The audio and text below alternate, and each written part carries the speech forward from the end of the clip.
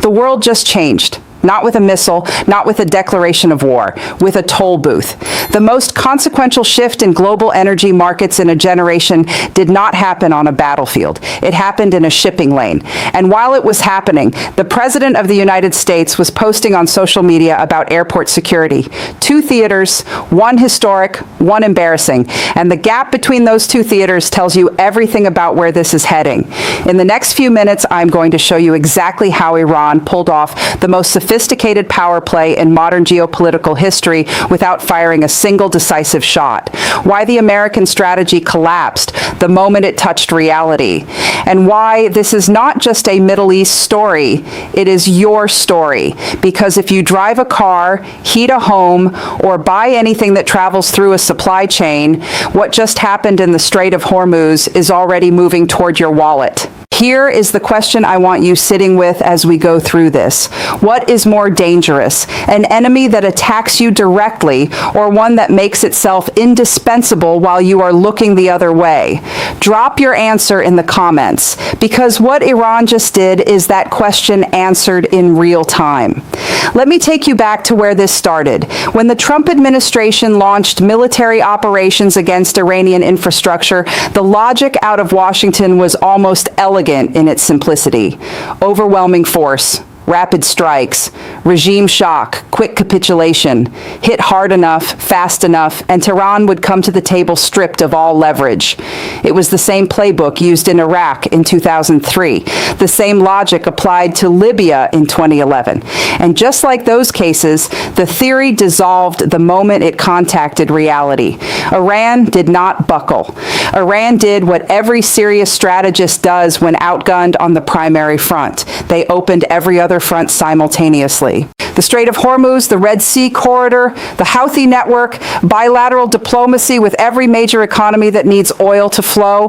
While Washington was focused on the kinetic campaign, Iran was running a completely different war, a quieter war, a smarter war, a war of positioning. And in a resource conflict, positioning is everything. Here is the calculation Tehran made. You do not need to defeat the American military. What you need to do is make the cost of the operation so disruptive to global energy markets, so damaging to American alliances that the operation defeats itself. You make the wound too expensive to keep inflicting. That was the strategy. Simple, patient, devastating. Receipt number 1, the toll booth nobody saw coming. Somewhere in Tehran, an advisor to the supreme leader sits down with Iranian media and describes what is happening in the Strait of Hormuz not as military resistance, but as a business venture. That advisor is Mohammad Mukhbar of Iran's Expediency Council. And the business he is describing is control over the world's most critical energy artery. According to reporting from multiple outlets, Iran began establishing a new permanent status quo for the strait, requiring every passing vessel to pay transit fees to Tehran. Not a wartime emergency measure, a permanent revenue structure. Think about what that artery carries. Roughly 20% of the world's daily oil supply moves through that narrow strip of water. When that artery tightens, the pressure moves everywhere, into insurance premiums, into freight rates, into the price of everything arriving by truck or ship, which is most things, which means your prices. Washington was not consulted. Washington had no coherent response. Iran did not seize the strait with force. They claimed it with public announcements while the other side was too distracted to respond. That is not aggression. That is architecture.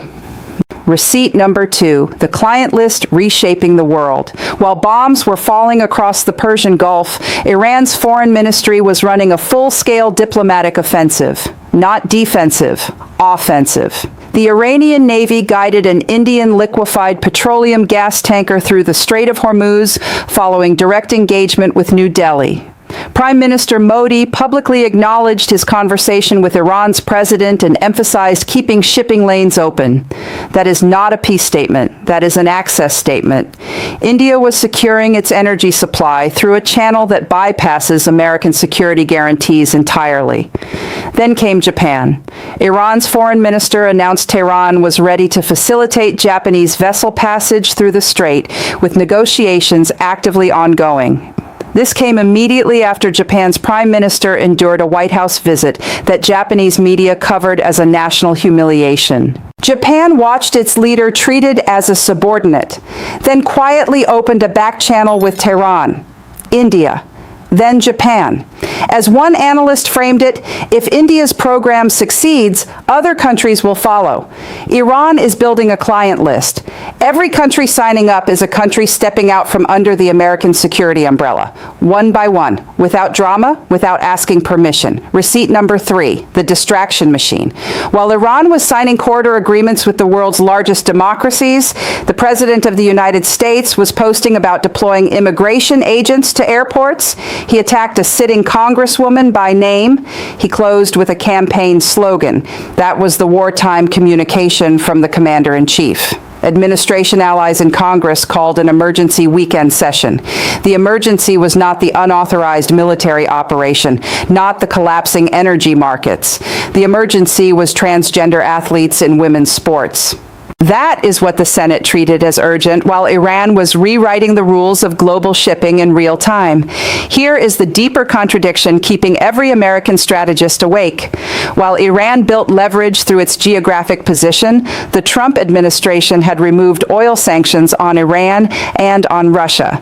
As analyst Danny Citrinowicz explained to NBC News, the United States found itself funding a war against its own interests. The oil revenues flowing into Tehran were financing the very diplomatic outreach, actively undermining the American campaign. You cannot beat geography, Citrinowicz warned, and you cannot beat it when you are subsidizing your opponent's ability to exploit it. This is the moment I need to speak directly to you, not to analysts. To you. If you fill a gas tank, this is your crisis. If you heat a home, this is your crisis. If you buy groceries or anything arriving on a container ship, this is your crisis. If Iran consolidates its toll structure over the Strait, energy costs do not normalize when the shooting stops. They become the new permanent baseline. Infrastructure does not disappear when political temperatures cool. It embeds itself into the cost structure of every industry depending on that oil, which means most industries, which means most prices, permanently. And here is what almost nobody is currently modeling.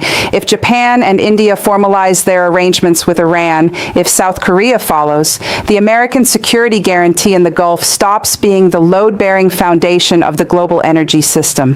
The petrodollar framework underpinning American financial dominance since the 1970s begins looking optional. Once countries restructure their energy logistics around new partners, they do not restructure back when a news cycle changes. The new routes become normal. The old framework becomes history. 3 roads forward, none restore what existed before.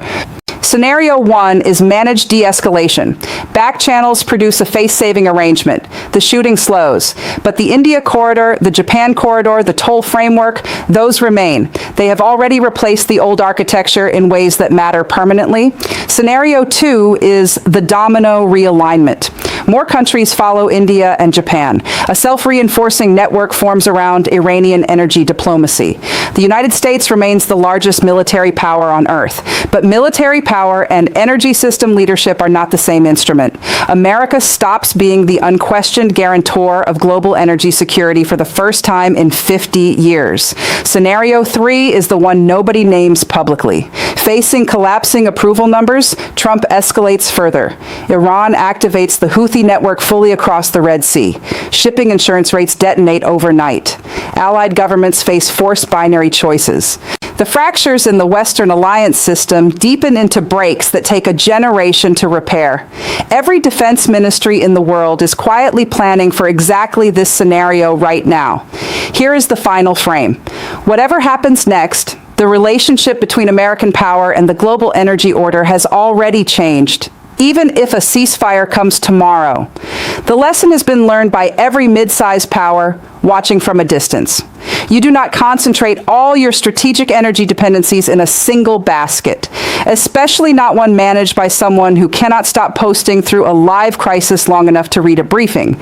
Iran did not start this, but it is converting every mistake the other side makes into durable structural advantage, not with superior firepower, with geography, with patience, with the discipline to let an impulsive adversary defeat himself one distracted post at a time.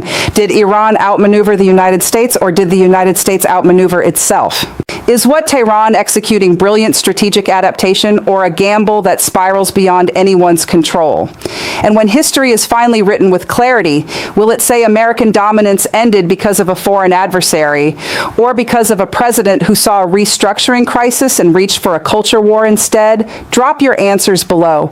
I read every single one. Subscribe now, because the next chapter, Houthi activation, OPEC emergency session, the market shock hitting your gas station before you see it on the news, is moving fast. This story is not slowing down. Do not look away.